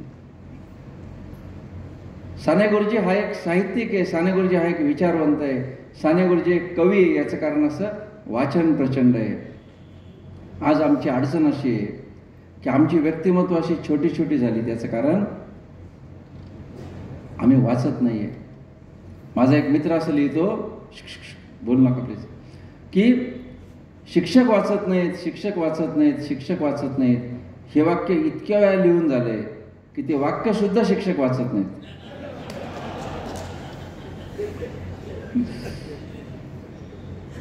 आम्ही फक्त 3च बुक वाचतो, फेसबुक, चेकबुक, पासबुक. खरं बुक आम्ही हातातच धरत नाही. ठीक आहे, मला तुमच्यावर टीका करायची नाही, पण आज एक उपक्रम आपण सुरू करू. तुमच्या जिल्हा परिषदेने सुदैवाने चांगला उपक्रम केला की विद्यार्थ्यांनी अर्धा तास वाचायचं, त्यावेळी शिक्षकांनी पण वाचायचे, हो की नाही? नाहीतर बसारे वाचत आणि मी बघतो मोबाईल, असं नाही सांगणार. त्यावेळी तुम्ही पण वाचलं पाहिजे. मुलं हे शब्दांनी शिकत नाही, मुलं हे अनुकरणाने शिकतात, हे लक्षात घ्या. म्हणजे शिक्षकाच्या हातात जर पुस्तक असेल तरच मुलाच्या हातात पुस्तक येईल. घरामध्ये बाप मोबाईल पाहतोय, आई मोबाईल पाहते, आजोबा मोबाईल पाहतो, आजी मोबाईल पाहते, मग ते पोरगं म्हणतं मला पण जेवताना मोबाईल पाहिजे. पण तुमच्या घरात जर चित्रांची पुस्तकं पडली असतील, तुमच्या घरामध्ये जर चांगले चांगले खेळण्या पडल्या असतील, तर पोरं खेळतील, पोरं पुस्तकं वाचतील. मुलं ही आपलं प्रतिबिंब आहे, लक्षात घ्या. याच्या रे आतमध्ये अभ्यासाला मला सिरियल पाहिजे, मग ते पोरगं आतून डोकून पाहतं काय चाललंय टीव्हीवर. आणि म्हणून पालक जसं वागतील तसं मुलं वागतात. आणि म्हणून मला तुमच्याकडून ही अपेक्षा व्यक्त करायची सगळ्यांकडून मित्रांनो, की तुम्ही सगळ्यांनी एक वाचनाचा आज संकल्प करावा. आपले संस्थापक श्रीरामजी ज्यांच्या नावाने आज आपण हे व्याख्यानमाला करतो आहोत, त्यांचं स्मरण करून आणि साने गुरुजींचं स्मरण करून माझं तुम्हाला असं आवाहन आहे की आज आपण एक शपथ घेऊया, एक संकल्प करूया की मी रोज किमान 20 पानं वाचल्याशिवाय झोपणार नाही. ठीक आहे, आज जाऊ दे, आज व्याख्यान ऐकलं, उद्यापासून 20 पानं वाचल्याशिवाय मी झोपणार नाही. मित्रांनो, जर तुम्ही रोज 20 पानं वाचले तर 30 दिवसामध्ये तुमचे 600 पानं वाचून होतील. 600 पानं म्हणजे 4 पुस्तकं झाली. 1248 एका वर्षामध्ये 50 पुस्तकं वाचून होतील. 10 वर्षामध्ये 500 पुस्तकं वाचून होतील आणि 20 वर्षामध्ये 1000 पुस्तकं वाचून होतील. छोटी छोटी जलकी बुंदे सागर को भर देतील. तू म्हणाल हे कुणी केलंय का? मी केलंय. मागच्या वर्षी मी ज्या शाळेमध्ये मुख्याध्यापक होतो आणि यावर्षी आहे तिथे मी शिक्षकांना आवाहन केलं की तुम्ही रोज 15-20 पानं वाचायची. मी बाजारामध्ये गेलो, पुस्तकाच्या दुकानात गेलो आणि पुस्तकाच्या दुकानातून सगळी प्रयोगशील शिक्षणाची पुस्तकं विकत आणली शाळेमध्ये. म्हणजे उगाच बोगस कथा कादंबऱ्या नाही वाचायच्या, शिक्षणावरची पुस्तकं वाचायची. माझं एक पुस्तक आहे बखर शिक्षणाची. सरांनी मगाशी मला दाखवलं, त्यांच्याकडे आहे तेव्हा ते दाखवत आहेत बघा. तर बखर शिक्षणाचे हे पुस्तक राजहंस प्रकाशनने काढलेलं आहे. आणि या पुस्तकाची जाहिरात करताना मला काही संकोच वाटत नाही, याचं कारण ते शिक्षकांसाठी अत्यंत महत्त्वाचं पुस्तक आहे. काय त्या पुस्तकामध्ये मी मराठीतली सगळी शिक्षणविषयक पुस्तकं गोळा केली. 100 पुस्तकं आहेत मराठीमध्ये शिक्षणावरची चांगली पुस्तकं. आणि शिक्षकांना त्यात इंटरेस्ट वाटावा म्हणून प्रत्येक पुस्तकावर 3-3 पानाचा एक लेख लिहिलेला आहे मी त्या पुस्तकामध्ये. हेतू हा की पिक्चरचा ट्रेलर बघितला की पिक्चर बघावं असं वाटतं, तसं हे वाचलं की मग पुस्तक तुम्हाला वाचावं असं वाटेल. माझी आपल्या संस्था चालकांना विनंती आहे की आपल्या प्रत्येक शाळेमध्ये आपण ही पुस्तकं शाळेमध्ये मागवावीत आणि मागवून शिक्षकांनी रोज 20 पानं वाचण्याचा त्याला संकल्प करावा. माझा मोबाईल तुम्ही बघू शकता कार्यक्रम सुटल्यानंतर. रोज रात्री 9 नंतर आमचे शिक्षक शाळेच्या ग्रुपवर मी आज कोणत्या पुस्तकातले किती पानं वाचले हे टाकतात. काल पण टाकलेले, परवा पण टाकलेले. मी इकडे 500 किलोमीटर लांब आहे, पण तरीसुद्धा शाळेमध्ये रोज पडते आणि मी ते चेक करतोय कोणी कोणी टाकलं कोणी कोणी टाकलं. हे होऊ शकतं, घडू शकतं. आज दाखवेल मी तुम्हाला मोबाईलमध्ये माझ्या की आमच्या शिक्षकांनी काय वाचून टाकलेलं. तर त्याचा फॉलोअप लागतो, मात्र फॉलोअप लागतो त्याचा, आणि रोज करावं लागतं. आता उद्या तुम्ही सगळे करणार, कारण आज भाषण ऐकले. मला टेन्शन परवाच आहे, होईल का नाही. 1 जानेवारीला आपण जसं म्हणतो रोज लवकर उठायचं आणि ते 5 जानेवारीपर्यंत बंद पडतं, ते बरोबर आहे की नाही. तसं मात्र करायचं नाही. साने गुरुजींची शपथ घेऊन हा उपक्रम करायचा की गुरुजी तुम्ही समाज शिक्षक होते, तुम्ही महान लेखक झाले, मला पण लेखक व्हायचंय, मला कवी व्हायचंय, मला पण शिक्षक म्हणून समृद्ध व्हायचंय, मी रोज वाचणार गुरुजी. अहो मला सांगा, तो वायरमॅन झोपलेला असतो, त्याच्या इथं हात लावा बरं, टेस्टर लावलेला असतो. तो शिंपी असतो दुकानातला, त्याच्या कानाला सिस पेन्सिल लावलेली असते. तो डॉक्टर पहा इकडून तिकडे गेर झाले घालताना गळ्यात स्टॅटोस्कोप असतो त्याचा. मग ते जर त्यांच्या व्यवसायाशी इतके एकरूप आहेत, मग आमच्या हातात पुस्तक का नको. 2 शेतकरी भेटले की सोयाबीनच्या गप्पा मारतात, 2 व्यापारी भेटले की GSTच्या गप्पा मारतात, 2 गृहिणी भेटले की स्वयंपाकाच्या गप्पा मारतात, आणि 2 शिक्षक भेटल्यावर प्लॉटच्या गप्पा मारतात. हे कसं चालेल. आम्ही पुस्तकाबद्दलच बोललं पाहिजे, आम्ही आमच्या व्यवसायातल्या अडचणींबद्दल बोललं पाहिजे, आम्ही अकॅडमिक असलं पाहिजे पूर्ण वेळ. आणि म्हणून मला असं वाटतं की आपण सगळेजण वाचनाचा संकल्प करूया. मागच्या वर्षी माझ्या शाळेतल्या एका शिक्षिकेने किती पुस्तकं वाचली असतील, 27, आणि आत्ता 11 पुस्तकं वाचून झालेत सगळ्या शिक्षकांची. आणि म्हणून हे घडू शकतं, फक्त त्यासाठी सातत्य आवश्यक आहे. साने गुरुजींना आपण समाज शिक्षक म्हणतो, लोकशिक्षक म्हणतो. मित्रांनो, साने गुरुजींनी केवळ शिक्षक म्हणून साने गुरुजी राहिले नाही मित्रांनो, तर साने गुरुजींनी समाजासाठी काम केलं, नोकरीच्या बाहेर पडून वेगवेगळ्या संस्था संघटनांमध्ये काम केलं. मी आपल्याला असं आवाहन करेल की आपण फक्त आपल्या नोकरीपुरतं राहायचं नाही. सरांनी जे माझं वर्णन केलं, तर नोकरीपुरतं राहायचं नाही, तर नोकरीच्या बाहेर जाऊन साने गुरुजींची धडपडणाऱ्या मुलांसारखं आपण राष्ट्रसेवा दलाचं काम असेल, अंधश्रद्धा निर्मूलन समितीचं काम असेल, किंवा सेलू तालुक्यात अनेक चांगली कामं चाललेली आहेत, त्या कामामध्ये सहभागी झालं पाहिजे. गरीब विद्यार्थ्यांना मदत केली पाहिजे. आपल्या पगारातला 1% रक्कम किमान आपण गरीब मुलांसाठी खर्च केली पाहिजे. असे संकल्प आपण करूया. थांबताना साने गुरुजींचं स्मरण करून मी शालाबाह्य मुलांवरची माझी एक कविता सादर करतोय. ती कविता हाच माझ्या भाषणाचा समारोप असेल. बघा किती प्रकारच्या मुलांविषयी संवेदना आपल्याला दाखवली पाहिजे. ऊसतोडी कामगार. दिसतोस मला तू लेकरा, ऊसाच्या फडात ऊस तोडत कोयत्याचे वार स्वतःच्याच भवितव्यावर करताना, धगधगत्या बॉयलरमध्ये स्वप्नांची राख करत बालपणीच आयुष्याची मदी होताना, बालपणीच आयुष्याची मदी होताना. त्याच दीन चेहऱ्याने भेटतोस मला वीट भट्टीवर, भट्टी रस्ता रस्ता जगण्याचेच सरण रस्ताना, जिथं भाजणाऱ्या विटांसोबत शिक्षण सती जातं. मुलींचं शिक्षण. तुझ्या झोपडी बाहेर राहिलो उभा, तेव्हा लहान भावंड कडेवर घेऊन तू आलीस अकाली प्रौढ झालेली. चुलीच्या धुरात तुझ्या डोळ्यातील शिक्षणाची स्वप्न मला दिसली नाहीत. सावित्रीबाईने विचारलं तर तिला काय सांगू. वेश्यावस्ती. मध्यरात्री पिक्चर सुटल्यावर वेश्यावस्तीतून आलो. आंबट शौकीन उत्सुकतेने बंद दाराआड बघताना, एका दुकानाच्या फळीवर इतक्या थंडीत तू झोपलेला, आईनं गिऱ्हाईक आलं म्हणून बहुधा तुला हाकललेला. कसं विचारू मित्रा तुला, उद्या शाळेत येशील का. गुरं वळताना तुझ्या खांद्याला लटकतात या देशातले सारे शिक्षण आयोग. गुरं वळताना तुझ्या खांद्याला लटकतात या देशातले सारे शिक्षण आयोग. ओढ्यावर खेकडे पकडताना आमच्या कुठल्याच योजनेच्या जाळ्यात तू का गावत नाहीस. बिचारी पाखरं मारण्यापेक्षा का नेम धरून मारत नाहीस गलोल तुझ्या निरक्षरतेच्या वर्मावर. बिचारी पाखरं मारण्यापेक्षा का नेम धरून मारत नाहीस गलोल तुझ्या निरक्षरतेच्या वर्मावर. मुस्लिम शिक्षण.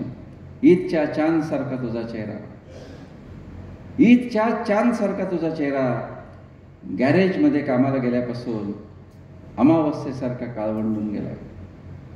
धरणाच्या फुटलेल्या बांधासारखी तुझ्या मोहल्ल्यातली गळती रोखायला आणखी किती सच्च राय व्हावे आहेत.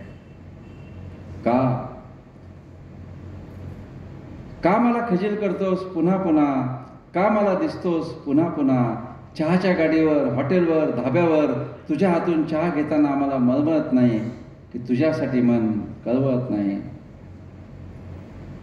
मी थांबवतोय तुला पण तू थांबत का नाहीस, मी थांबवतोय तुला पण तू थांबत का नाहीस. भटक्या विमुक्ताच्या लेकरा, जन्मभर का असाच भटकत फिरणार आहेस.